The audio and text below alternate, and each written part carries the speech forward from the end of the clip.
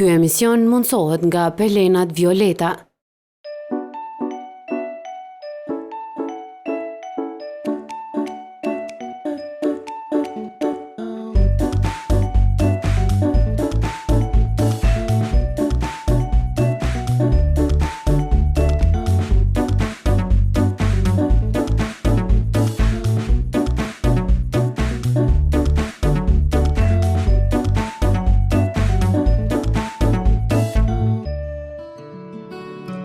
Mirdita dhe mirëserdhet në emisionin Familja ime, faleminderit shumë që do të shtunë dhe të djelë ndani kohën për qëndruar me emisionin tonë. Si çdo të shtunë dhe të djelë kemi tema të cilat gjithmonë janë të nevojshme dhe të nevojshme sidomos për prindrit, për ata të cilët planifikojnë të krijojnë familje dhe për mirëqenien e familjes së tyre. Do të mësojnë shumë për sëmundje të ndryshme, për organizimin e jetës dhe për mirëmbajtjen dhe mirëqenien e secilit antar të familjes dhe sidomos mirëqenien e fëmijëve. Sot do të flasim për një temë që është shumë interesante, ka shumë pikpyetje, sidomos gjatë periudhës së saj. Është fjala për periudhën e shtatzanisë, kur nënat dhe baballaret, por sidomos në masë më të madhe këtë e përjetojnë femrat, duke bërë vetet pyetje të shumta gjatë 9 muajve të shtatzanisë, nëse foshnja na dëgjon, nëse foshnja e dëgjon muzikën që ne i lëshojmë, fjalët që ne ja thojmë apo ledhatimet që ja bëjmë shumë çka tjetër, do të mësojmë pikpyetje dhe do të marrim përgjigje të shumta nga studime të shumta që janë bërë në mbar botën, mjekësore dhe shkencore, të cilat sot do të na sjellin më shumë mysafirët për sot, të cilat ata do të kontribuojnë me përgjigjet për të na mësuar se si të sillemi emocionalisht drejt me Frytin i cili gjendet brenda Barkut të Nënës gjatë kësaj periudhe. E ata janë Drita Kabashi, ginekologe, dhe Besnik Peci është psikolog. Të dy do të na japin këshilla dhe do të na tregojnë më shumë për vërtetimet studimore që janë bërë rreth kësaj çështje dhe rreth asaj se sa qëndron që foshnja na dëgjon dhe se sa duhet t'i flasim ne foshnjeve tona. Gjithsesi që nuk mungojnë as materiale që gjithmonë përgatisin gazetare tona, Malinda Llapashtica dhe Agnesa Demaj. Por si gjithmonë e dini që emisionin e fillojmë me rubrikën e këshillave që ndryshon çdo 3 muaj, rubrikë jo e cila na sjell prej fillimit të emisionit këshilla të shumta të natyrave të ndryshme që gjithmonë janë të mirëseardhura për familjarët e sidomos për prindrit. E njëjta gjë do të ndodhë edhe me këshilla që do të fillojmë prej sot dhe do të vazhdojmë deri në 2 muaj. Çdo të shtunë dhe të diel do të na përcjellen këshilla të shumta nga profesioni i logopedisë apo përndryshe terapisë të gjuhës dhe të folurit. Për javë të tëra do të na vinë këshilla të shumta, të nevojshme dhe të duhura për të gjithë ata prindër që kanë nevojë të mësojnë më shumë se si në kushte të përditshmërisë të tyre mund të sillen me këto problematika rreth të folurit, zhvillimet e të folurit në mënyrën e duhur e çdo gjë tjetër që ka të bëjë me fushën e logopedisë. Profesionistë të kësaj fushë dhe studentë e diplomuar të kësaj fushë do të na sjellin këshilla të shumta dhe të nevojshme që besoj që ju të gjithë që po na shikoni do duhet të merrni çdo të shtunë dhe të diel nga një laps dhe një letër dhe të shkruani këto këshilla, të gjithë ju që jeni prindër dhe të gjithë ju që prisni të bëheni prindër. Këto këshilla gjithmonë janë të nevojshme dhe sidomos janë të nevojshme për zhvillimin e drejtë dhe të duhur të folurit tek fëmijët tuaj në intervenim më të hershëm dhe prej kur janë ata foshnja, duke mos pritur që gjëra të shkojnë në drejtim të gabuar. Deri në kur është probleme më i vogël, mund të trajtojmë edhe me metoda të cilat do t'i mësojmë nga këta këshilla, nga profesionistë që vinë nga fakulteti Qep Hemërer, një fakultet ky i cili po ashtu e ka edhe dek studimore pikërisht logopedinë. Të gjithë ata do të ndajnë këto këshilla dhe do të na mësojnë shumë gjëra të kësaj fushë që kemi shumë nevojë të dimë, sepse nuk është diçka që kemi mësuar apo kemi dëgjuar shumë dhe është një shprehje e madhe mes prindërve dhe trajtimit të fëmijëve në këtë fushë. Besoj që këto këshilla do t'ju pëlqejnë dhe do të ndani kohën për t'i marrë dhe secili prej juve do të keni sukses nëse e bën një prindrim me këto këshilla duke u bazuar në këshilla të këtyre profesionistëve. E fillojmë sot rubrikën e parë të këtyre këshillave për të vazhduar për 2 muaj radhazi. Mirë, por para se ta shohim rubrikën, është koha të falenderojmë sponsorin ton, i cili është Pelenat Violeta.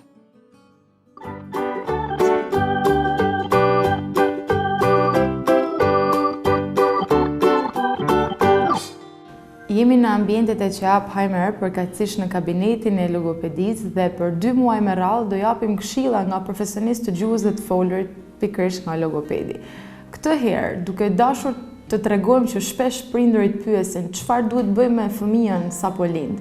Në fakt që në jetën intrauterine, fëmija zhvillon shisën e të dëgjuarit nga muaji 7 i shtatzanisë. Dhe kështu duhet që nëna vazhdimisht të përpiqet të flasë fëmijës me një modul apo me një ton zëri të kujdesshëm, sepse fëmijës i flet më shumë toni se sa përmbajtja asaj që thuhet. Është shumë e rëndësishme që në fazat e para të jetës, nëna të kuptojë nëse fëmija po dëgjon apo jo. Dhe kështu mund ta shoqëroj këtë që nga aspekti i thithjes së biberonit ose teknika e kthimit të kokës, nga ku i vjen burimi i zërit. E para mund të jetë thjesht një tingull për të parë nëse fëmija ndal apo jo thithjen e biberonit. Kështu kuptohet nëse fëmija po dëgjon. Ndërsa në një moshë pak më të vonshme, në moshën 6 deri në 12 muajsh, thjesht prindi mund ta provojë duke dashur ta kërkojë me emër fëmijën. Dhe nëse fëmija kthen kokën, atëherë realizohet perceptimi auditiv. Në këtë fazë ndodh edhe faza paragjysore ku fëmija fillon vokalizimet e para. Njëherë pa kuptim, pastaj e lidh me situata të kënaqësisë ose pa kënaqësisë. Dhe kështu pastaj zhvillohet babbling për të performuar kështu fjalën e parë ku ai i jep edhe kuptim. Mama ose baba. Çfarë i këshillon një logoped një prindër në radhë të parë për të komunikuar me fëmijën e tij është respektimi një distance, përkatësisht 25 deri në 30 cm. Dhe kështu performohet një lloj komunikimi i shumtë me mimika, me cepjen e buzës në të dy anët për të performuar kështu një buzëqeshje dhe asnjëherë pjesa e vetullave të jetë e rrullur, duke i dhënë kështu fëmijës ndjenjën e nervozizmit. Kështu duhet që për 60 sekonda prindi të performojë vokalizma të shumta së bashku me mimik dhe të presë që edhe fëmija t'i bëjë ata. Shpeshherë pyesin, po nëse ndodh, nuk ndodh. Në këtë rast duhet ta përsërisë edhe një herë duke shpeshtuar kështu vokalizmat dhe të presë që fëmija ta ribëjë këtë. Këshillat nuk mbarojnë me kaq, ndiqeni çdo të shtunë dhe të diel këshillat nga logopedi në ambientet e kabinetit të qap Heimerer.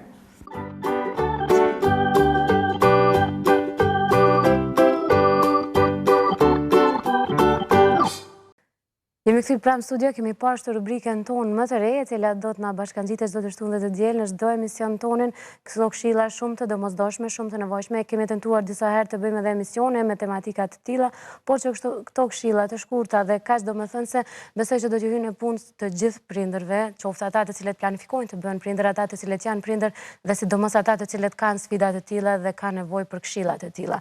Kështu që kjo rubrikë do të na bashkangjitet për 2 muaj radhazi. Sa paralajmërova në fillim të emisionit që do të flasim për Frytin apo beben e cila ende gjendet në barkun e nënës dhe sa është e vërtet nëse ajo na dëgjon apo jo, ka mite të shumta, por sot do të flasim edhe në bazë të studimeve të shumta shkencore e mjekësore të cilat na rrëfejnë më shumë edhe të ftuaret që i paralajmërova. Mirë se erdhën në studio. Faleminderit shumë që gjeni gjithmonë kohën me qenë pjesë e emisionit tonë, besnik të shikuesve që bezdipresin të ndëgjojnë këshillat tuaja. Doktoresh, po filloj me juve. Një grua sa po të merr vesh është atë zonë me njëherë filloi të ketë ato dilemat, a thua më dëgjon si të sillem apo nëse duhet ta lidhatoj, nëse i dëgjon prekjet e mia apo diçka të tillë. Ashtu është. Do të thotë një femër kur e kupton që ju ka vënë cikli dhe bën një test shtazanisë dhe i cili del pozitiv, sigurisht në ditët e sotme është e vërtetë që shtazanit planifikohen, do të thotë ajo mendje pret tema sisoj që del një test i shtazanisë pozitive dhe prej atij momentit ku del pozitiv më njëherë është akti që lajmëron mjekun e vetë dhe kam dëshirë me bëni vizitë dhe prej atij momentit edhe janë pyetjet e nanës së ashme, çka duhet të bajone, çka s'duhet të bajone, çka është e mirë për frutin tem, çka është e mirë për beben teme, cilat janë ato gjëra negative që ndoshta i pengojnë zhvillimit të bebes time. Edhe tani janë ndër pyetje sikur edhe ti e tha Sara, që a më dëgjon bebi apo s'm dëgjon bebi. Dhe është e vërtetë, sikur se thave që janë bë shumë studime në botë, cilat në realitet edhe kanë verifikuar që është e vërtetë që foshnja nuk jeton vetëm në atë errësirën e vet, tema sisoj edhe në atë ujin amniak që i thojmë ne.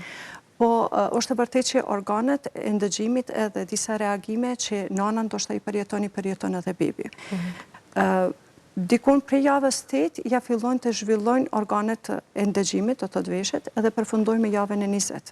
Edhe prej javës 24 do të thotë edhe beba fillon të ndëgjoj. Tash shtrohet pyetja se çka ndëgjon beba. A ndëgjon për shembull më të vërtet ato çka na i flasmi apo ndëgjon për shembull edhe muzikën kur e ndëgjojmë ne apo. Edhe beba është adaptu të jetojë me një zhurmë, thamë sisoj. Cilat janë ato zhurma? Është qarkullimi i gjakut, i cili zhvillohet në mitër edhe në barkun e nanës, janë për shembull zëri, trahnet e zemrës, është zëri i nanës, cilat bebat e ndëgjon, po dhe gjithashtu të më thonë edhe aktiviteti i zorëve. Të më thonë me gjitha që këto zhurmë që ka i përjetojmë, do shta për neve kuptohet që është diçka në jashtë zakonisht normale dhe është e përdishme, mirë bo foshnja si foshnja i përjeton gjitha qëto momente dhe i ndëgjon qëto zhurmë. Po, ndërsa, çfarë thot psikologjia, në ndëgjojnë ata? A është e kohë që ju flasim, apo është mirë që ju flasim? Është mirë edhe ju kësha sugjeru sa ma shumë me komuniku me fëmijën për shkak se pa tjetër që bartën ato emocionet e nanës tek fëmiju. Mirë, në kalumen është besu që fëmiju është një letër e bardhë dhe pashkrume. Edhe pambarësisht që i fol ati, ai nuk dëgjon. Mirë, po me kalimin e kohës, me zhvillimin e shkencës, faktikisht është vërtetu edhe ka studimet mjaftueshme që gjendja emocionale, shëndetësore, gjendja psikologjike e nanës ka efekte edhe ka ndikim drejt për drejt edhe në gjendjen shëndetësore dhe emocionale dhe të trytit, i cili gjendet në barkun e nanës. Në këtë kontekst, tashmë së fundi nuk ka dilema që është jashtëzakonisht e rëndësishme që t'i kushtohet kujdesi veçantë nënës, që në këtë kuptim edhe fëmiu ta merë feedbackun pozitiv dhe të njët sa ma mirë aty ku gjendet. Po, Agnes? Isha ndërlidh edhe me doktoreshën edhe me psikologën për zhurmat që ta që imbrim, që i ndin foshnja brenda nënës. A është e vërtet ajo që e kemi vrejt pothuajse se cili që ka beb kur të lindin që lëshojmë ne zhurma të fenit të flokëve ose të thisës ose diçka ta qetësojnë. Do me thonë, është një ngjashmëri e tillë dhe a funksionon kjo? Kjo funksionon edhe kjo është shumë e vërtet. Bashkë për këtë arsye që e përmend edhe pak më herët, se fëmiu ose foshnja në barkun e nënës është mësuar prej fillimit, do më thonë, prej krijimit të tij, deri në atë momentin e lindjes të jetojnë në zhurmë. Edhe aktivitetet e përditshme të nanës, edhe do të thotë normal që është edhe thisja ose edhe feni, e kanë se fëmia veç është adaptuar me atë zhurmën, edhe do të thotë për foshnjën e cila lind masandene, e njëjta zhurmë është diçka qetësuese, është diçka çka foshnja do të thotë, është mësu edhe e njeh ato, edhe zonjën e nanës, thonë për shembull që nuk e dallon. Nuk është e vërtetë, e dallon sepse do të thotë fëmia prej fillimit, prej krijimit, prej javës kur fillon trahunat e zemrës, javës 7 do të thotë është mësu me të njëjtën zhurmë edhe është edhe verifikuar me shkencë e din edhe besniku që fëmia kur të lindin flajnë shumë më mirë kur të është zhurma e njerëzve, do të thotë ose kur ka, si tha dhe ti Agnes, më thonë, ose thisa është për shembull, na gjithmonë mundohemi një talent fëmijë më çita të ne përvojës po flasim fazën ma kritike të gërçave vetëm ja zhurma e fenit flokëve ka qenë ajo që ka qetësuar djalin e ka qetësuar. Kjo është shumë e vërtet se thjesht do thotë fëmia që në barkun e nanës mësohet me këto zhurma edhe kur i ndëgjon të njëjtat zhurma. Foshnja e ndin veten thonë ma qetë, sepse është diçka një ambient ose një diçka që ka unë veç e njoh ma përpara. Shumicën e rasteve, do të thonë, në shtetet jashtme pasi që lind fëmia me një herë për me u qetësu, do të thonë e vendosin të gjykësi nanës, për arsye që mi ndëgju rrojt e zemrës të nanës, edhe mos mundi i humbur në botën e jashtme, pasi që është një ndryshim tek ai. Edhe një diçka që është pak abstrakte nga ajo pse ai na dëgjon e ne nuk e dëgjojmë atë është ai fakti që unë gjatë shtatzanisë kam provuar disa herë që ja dëgjoj zemrën. Edhe nuk është dëgjuar sepse është disa shtresa poshtë të janë disa shtresa pse ai neve mundet dhe ne jo. Mirë po, gjitha ato substancat për shembull që me të cilat fëmia ushqehet përmes qarkullimit të gjakut, kalojnë përmes placentës, edhe kalojnë domethënë gjitha ato ushqimet për shembull kalojnë përmes gjakut dhe vjen deri te foshnja. Edhe do thotë emocionet tona ose për shembull pse tash na nuk i ndëgjojmë trahunat e zemrës për këtë arsye pse foshnja do thotë ka ujin amnial, është placenta, është mitra, është shtresa e barkut edhe do thotë na me një preki absolut nuk mundemi mi ndëgju trahunat e zemrës. Kuptohet që na i vrem lëvizjet e bebës. Ajo është shumë e vërtetë, mirë po trahunat e zemrës bebës na nuk mundemi mi ndëgju. Ndërsa fëmiu për shkak gjitha që ty në gjanave do thotë për shkak zhurmës, për shkak qarkullimit të gjakut, për shkak trahunat e zemrës, neve na ndëgjon. E sa është mirë prej cilit muaj të i flasim bebës, edhe sa është Mirë se ardhur që zëri nanës mos jeti vetme që i flet bebes, por edhe i babes, ai babait, si të themi. Fatkesisht zoni i babes më rrin pak ose as pak të poshtja, është zoni i nanës ai që e ka një lidhje direkte edhe drejt për drejt me fëmijën.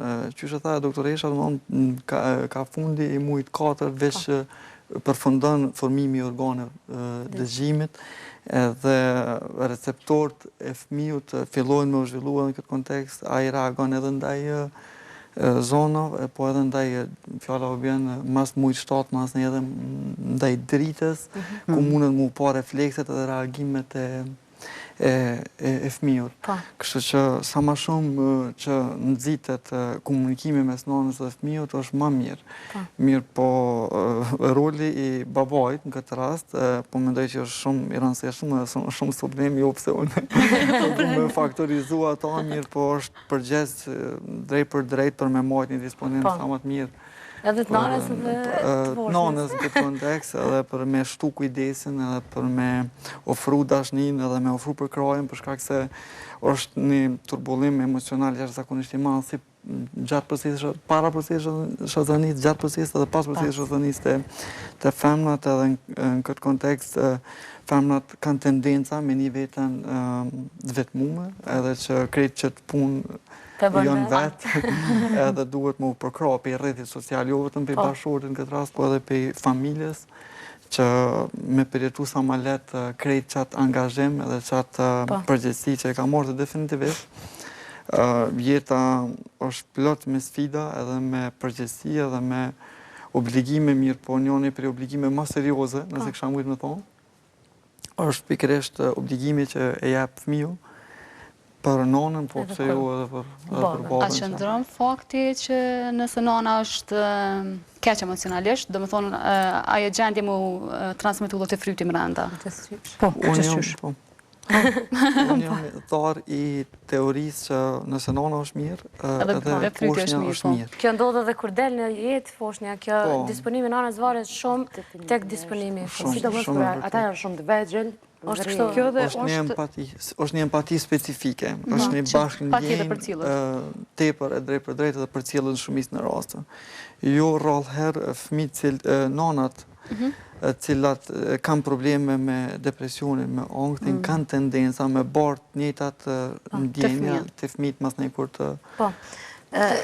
Për shkak depresioneve që tha Besnik, është e vërtet se aty e din edhe vetë se sa ndryshime biokimike thema, si saj dhe më thonë ndryshon gjatë organizmit nëse një person ka depresion, ose se një njanë, ose një shtatzane ka depresione. Edhe ato shumë e logjikshme, përmes enve gjakut, do më thonë mënyrë direkte transportohen përmes placencis deri te poshtja. E njëjta do më thonë përgjegje për shembull edhe nëse një nanë ka shumë stres, ose nëse ka për shembull një frikë të jashtëzakonshme për shkak se në ato situata lirohet një sasi më e madhe adrenalinës, e cila do të thotë drejt për drejt, do më thonë përmes placentës edhe përmes shkon të frytje dhe frytje përjeton ato. Që një tronditje ose për shembull një frikë e papritur, thema si soi diçka, do më thonë edhe fryti në barkun e nanës reagon. Përndërsa sikur se tha Besniku, kur tosh një nanë me emocione e qetë dhe kur nuk ka stres edhe kur tosh për shembull duke tu pi një kafe ose një çaj, do më thonë edhe beba është shumë aq do të më përjeton atë sigurisht. Pikërisht thëshëm duke folur para emisionit me Besnikin që ka shumë thënie të moshuarve që shpesh lidhen me shkencën edhe me teorinë edhe me vërtetime të mëdha. Kjo që sapo e the ti shumë lidhet edhe me ato që thonë që nuk bën ta friksosh një grusht atë dhënë. Domethënë kjo është ajo e vërteta. Kjo është e vërteta në raste të jashtëzakonshme mund të marrë edhe deri te dështimi. Nëse është të thotë një frikë e jashtëzakonshme thema si po them edhe një herë, jo ndoshta diçka që është më normale, mirë, por në raste të jashtëzakonshme me qenë për shkak të lirimit të adrenalinës, për shkak kontraksioneve të mitrës të tani gjatë shtazanis mundet më paraqit mundet më ardhe deri te dështimi. Po për fat ato janë raste shumë të rralla. E shpresoj të mos jeni fare sepse nuk e di dhe çfarë logjike ka ta friksojmë një grua shtatzën, po me gjithat ka dhe situatat të ndryshme që ato vetë mund të kenë reagimet të tilla, kështu që duhet kemë pak më shumë kujdes emocionalisht të përmbahen. Një studim tjetër që e pash, që ke shumë interesant, ishin 2 video ku e demonstranin 2 lloje të nënave. Njëra nënë që ishte në një dhomë të mbushur me zërim të madh, me muzikë të lëshuar shumë, dhe aty shkruan të poshtë se foshnja nuk është duke dëgjuar këtë muzikë, dhe ishte një nënë e ulur në koltuk me disa dëgjuesa në bark, dhe aty shkruante që kjo foshnja e saj po dëgjon muzikën. A ka kjo për shkak lëkurës, qëndjeshmërisë apo për shkak valve që transmetohen, të më thënë për shkak valve e cilat përmes muzikës do të transmetohet edhe një pjesë aty në valve deporton, sigurisht edhe deporton deri te foshnja. Se ishte shumë interesante sepse tërna i za. Megjithëse këtu janë bërë disa besniku e di më mirë se unë janë bërë disa zbulime shkencore në Amerikë, do thotë që nëse fëmiu e ndëgjon Mozartin për shembull ose Beethovenin ose diçka, domethënë është zhvillimi i sistemit nervor dhe inteligjenca që asaj foshnjës ma e shprehun ose ma e mirë te masisoj. Mirë po në realitet këto zbulime kanë treguar që këtu nuk kanë ndikim zhvillimin e sistemit ose zhvillimin e inteligjencës të foshnjës. Dhe tash para ne shqiptar të lëshuar ai këngë popullore, më bën këngëtar. Ndikon të me thonë lloji i muzikës në tash janë don inteligjencë, mirë po janë don të ricjente të kësaj çështje, për shkak se ka prej tyre që besojnë që nëse na vendosëm me koleksionu në fond këngëve, edhe cilat kemi me ofru fëmijë gjatë shazanisë, ma vonë, do me thonë, në kohën kur lind fëmiju, ka tendenca me reagu ma përshtatshëm ndaj këngëve cilat i ka dëgju në mitër. Dhe që janë më të njohura, ndashta. Po, kështu që nuk u pëm kërgjo nëse muzika nuk i bën keq. Atë nonës e foshnjës, kështu që le dëgjojnë leresht. Çfarë do lloje që unë kam provuar ju bashkë, po nuk ka funksionuar unë. Kom dëgju muzikë klasike, kom provuar të paktën, po kur ka lind jo ta shërak po nga. Po do të ndjen, nuk e ke ndje. Problemi ka qenë. Okej. Agnes, ndërsa çfarë kemi prej studimeve të nënave tjera? Atëherë ne kemi sjellë disa prej studimeve, si dhe disa prej këshillave më të mira, disa prej ambienteve relaksuese që një nënë mund të mi pas ato momentet intime me fëmijët e tyre. Atëherë nëse nuk e dini se çfarë të bëni apo si do të ndihej foshnja juaj më mirë në bark, atëherë ne ju sjellim disa ide.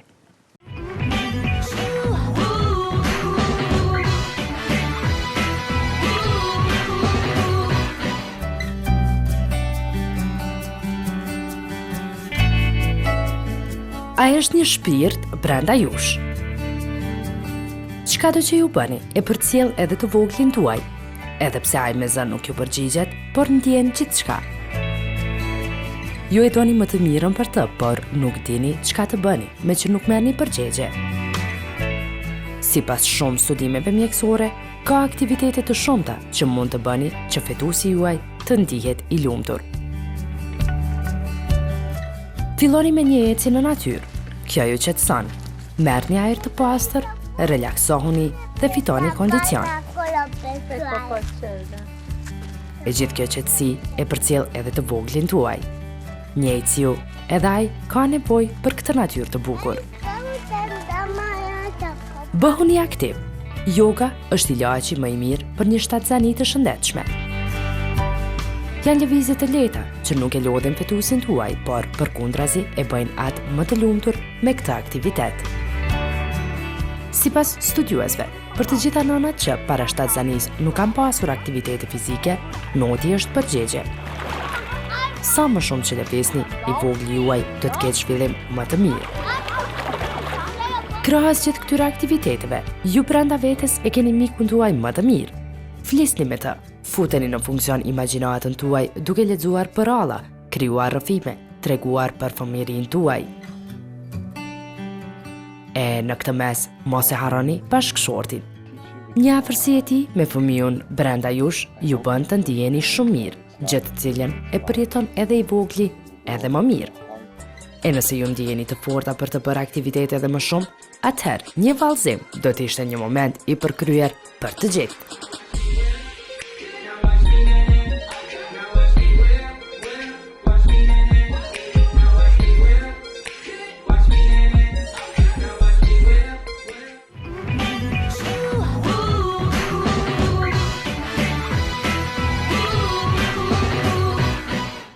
Jemi prapë bashkë me emisionin Familja ime, me duke folur për bebe në cila gjendet ende në barkun e nënës, se sa na dëgjon apo nuk na dëgjon, jemi duke mësuar dhe nga mysafirët dhe nga ajo se çka ka vërtetuar shkenca.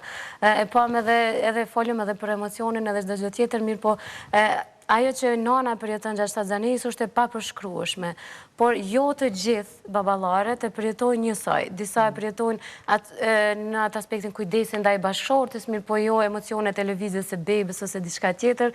Më fal që po hi pak në privatësi, e di që je gati me u bë prindë dhe pak ditë ka mbetur, por tregom këtë raportin tënd si babë në këtë rast, sa e përjeton ti shtatzaninë e gruas. Okej, po mendoj që... Po vrehet. Po mendoj që faktikisht në jetën tem është emocioni ma serios, se kësha mujtë me qëllë shumë, që ka kalu në për mua. Kështë që definitivist e përjetojnë, tash se cili në varet, si e përjetojnë baballarët këtë sa pjesë? prindrit e kanë planifiku, shtatzaninë dhe këtë në varet sa orientimi profesional i prindve. Na shkenca sociale edhe shkenca mjekësore jemi prirur me i përjetu pak ma ndryshe gjonat se sa dikush që nuk i përket ty në shkenca për shkak se për mu çdo gjë ka qenë në interes edhe të profesionit tem, prandaj jam fokusu ma shumë e kum përjetu ma shumë, i kum kushtu rëndësinë ndoshta. Ndoshta, çdo herë po them ndoshta se. Atë sa ke mundur. Po, i kum kushtuar rëndësi ma shumë. Disa individ, prind potencial, cilët janë profesioneve ndryshme, ma shumë merren pak me aspektin teknik, se sa me atë botën emocionale që e kalon nona dhe fëmiu.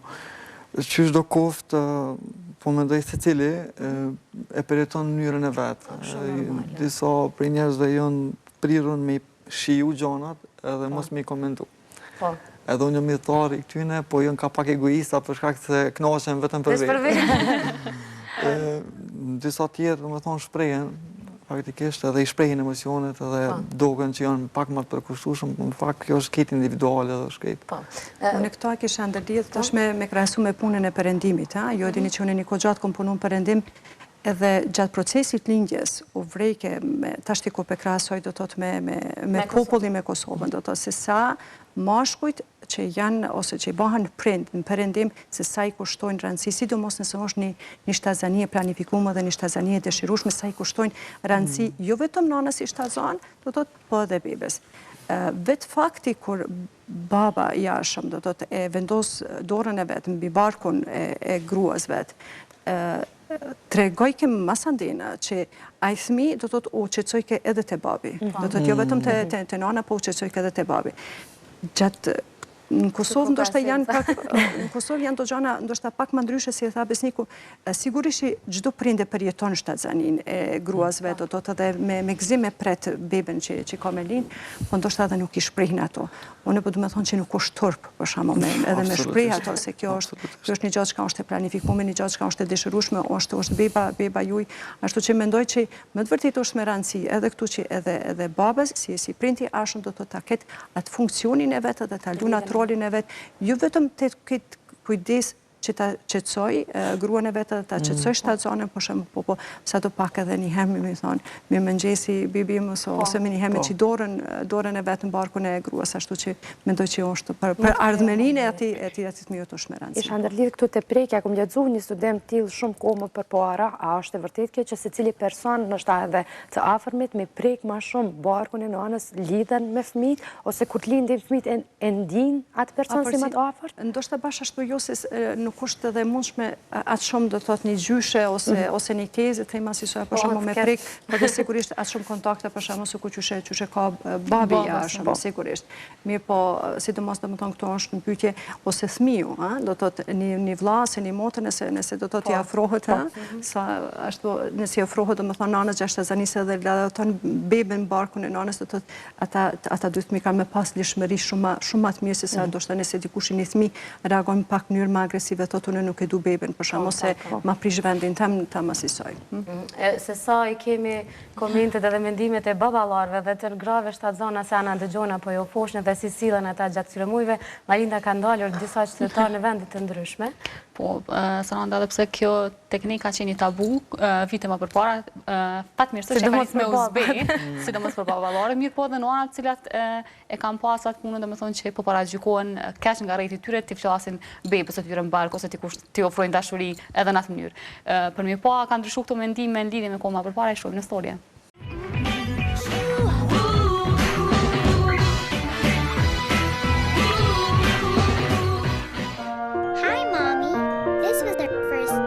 Dashuri, përkthjelje dhe rehati, mundohemi t'i krijojmë prej kur Fryti është brenda nesh.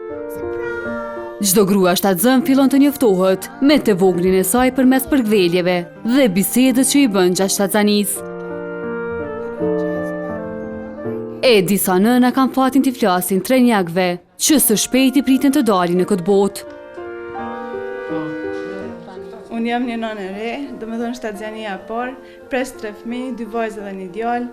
Bisedoj shpesh me ta, e ndjenj, domethënë ledhatimin tim. Emocionet janë të papërshkrueshme për nënën, kur Fryti reagon ndaj zërit të saj.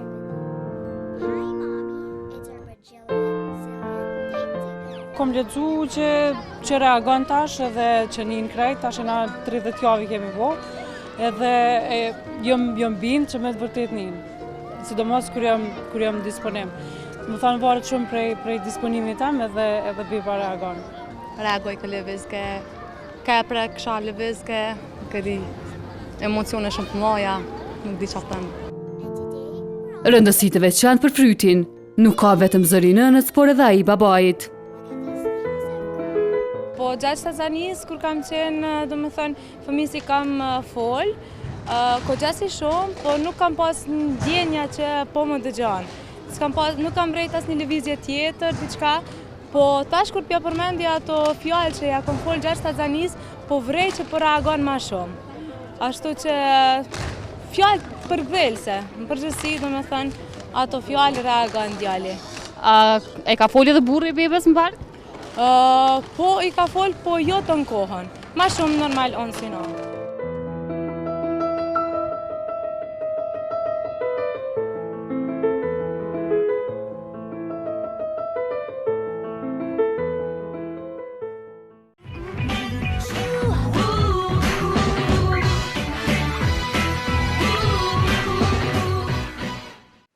Jemi këthim pjesën e fundit të emisionit Familja ime, faleminderit shumë që po qëndroni ende me emisionin ton, si që keni kuptuar dhe gjatë minutave më herët jemi duke folur për Frytin i cili është Brenda Barkut të Nënës dhe në atë pjesën se sa ata na dëgjojnë. Më herët doktoresha përmenda atë pjesën e adrenalinës, atë kurrjes së mitës nga emocionet e gjana të tilla. Kjo do të thotë që ka shumë rëndësi edhe toni i bashkëfamiljarëve, sidomos i bashkëshortit, gjatë periudhës së shtatzanisë që bebat ketë një shëndet të mirë, sidomos. Nuk jemi tash te pjesa e dëgjimit, por që ai të jetë mirë në mitër dhe të ketë një qarkullim të duhur nga disponimi i nënës. Sigurisht, do të gjendja emocionale, jo vetëm e nënës, po dhe gjithë familjes. Është e vërtetë që foshnjën e barkun e nënës nuk mund të me dallu ata çka na flasim. Do të thotë me dallu që mami ka thonë kështu ose kështu diçka. Mirë po, tonin si ton e dallon. Kjo do të thonë kjo është vërtetuar me mira studime tjera. Edhe do të thotë nëse na flasim me një gjendje qete dhe kemi një ton shumë tolet, edhe beba në barkun e nënës është ma e qete dhe qetësohet. Sepse do të thotë e ndin atë sigurinë e vetë thema si soj, edhe nuk ka nevojë të shqetësohet nëse do të thonë toni i flasjes ose një gjë që e përditshmërisë, edhe me një ton normal, ajo do të thotë edhe beba është ma e qetë. Nëse vjen deri te një përlamje thema si soj, do të thotë ose vjen deri te një shqetësim, edhe beba reagon me gjestet e ose lëviz ma tepër, ose do më thonë e shprejat shqetësimin e vetë. Na këto mundim me vërtetu edhe gjatë egzaminimit tonë, do të kur ta bëjmë një ultrazo, e vrejmë se trahunat e zemrës bebës janë shumë ma lartë se sa zakonisht që duhet me qenë. Do të thotë edhe kjo është më të vërtet një vërtetim që nëse një gjendje emocionale nënës ose toni flasjes ose gjendja psiqike nënës ose shtresi ka ndikim shumë të foshnja. Edhe kjo jo vetëm gjatë shtatzanisë, po kjo ndikim do më thonë edhe ma pastaj për zhvillimin e foshnjës. Për fund, jemi në minutat e fundit, besnik, është kjo pjesa e ledhatimit që e bën automatikisht se cila grua, sidomos ato të cilat e kanë fëmijën e parë dhe përkushtimin më të madh e kanë në atë shtatzani. Kjo pjesa e ledhatimeve është diçka që me siguri beben e bën të ndihshme. Lëvizjet e tij shpeshtohen, do thotë që kjo ndikon? Dhe reagona në këtë mënyrë në këthen? Faktikisht, sa ma shumë lëvizje në rastet normale, domthonë kur është rastet e ledhatimi, është një farë përgjigje, që ai po merr afeksion pozitiv. Edhe si mas disa studimeve të fundit, ani pse kjo shkon me zhvillim fëmijët, se sa më i madh fëmiu lëvizjet njihen më pak, për shkak se hapësira ngushtohet. Mirë po, jo çdo herë funksionon kjo për shkak se sa më shumë lëvizje që ka fëmiu, ka tendenca me konë ma inteligjent në të ardhmen, edhe ka tendenca me konë ma i shkat në aspektin psikomotorik e gjana tila, kështu që ledhatimet e stimulojnë. Ledhatimet shoqërune me komunikim për me përcjell dashni, për shkak se, që tha doktoresha, është jashtëzakonisht e rëndësishme më sek që emocionet si negative, si frika, si angthi, kam predispozita më përcjell edhe nëse nuk transmetohen më në zonit. Por vetëm nga ajo se si ndihet. Po, vetëm nga ajo se si ndihet. Në qëtë kontekst, duhemi me bo që mos që me kriju një klim për 7 zonat, një klim përshtatshme për 7 zonat për shkak se ka direkt drejt për drejti tek fëmiu, edhe duhemi me i reduktu stresorët edhe nga smus të jashtëm për jetës sociale që i kemi për shkak se ata jonë gjithë aty, edhe ata vazhdojnë, edhe në qëtë periud duhemi me i nalin pa udhë për shkak se është koha për me dediku 100% një personit të ri cili ka marrë një jetë dhe cili ka me pasuru jetën tonë sociale, jetën tonë emocionale, jetën tonë shoqërore.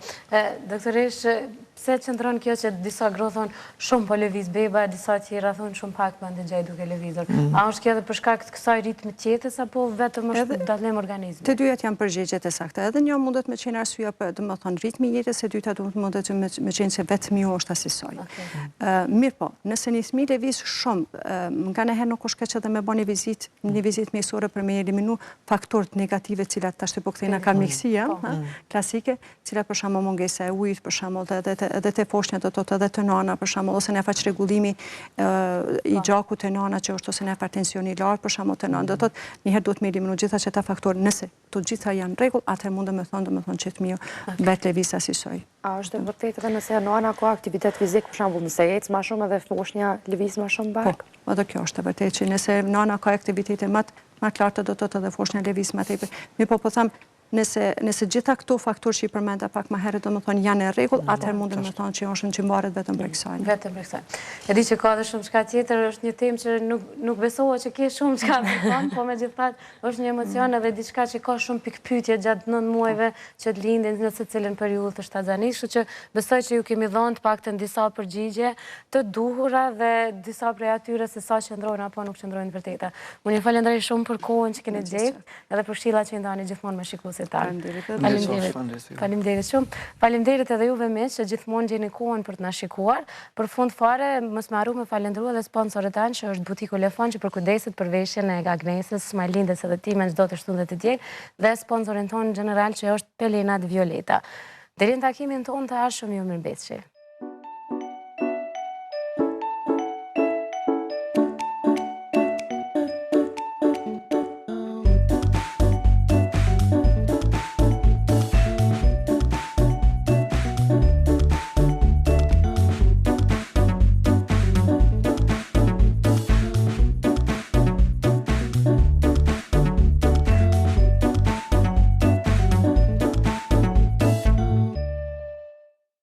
Ky emision mundsohet nga Pelenat Violeta.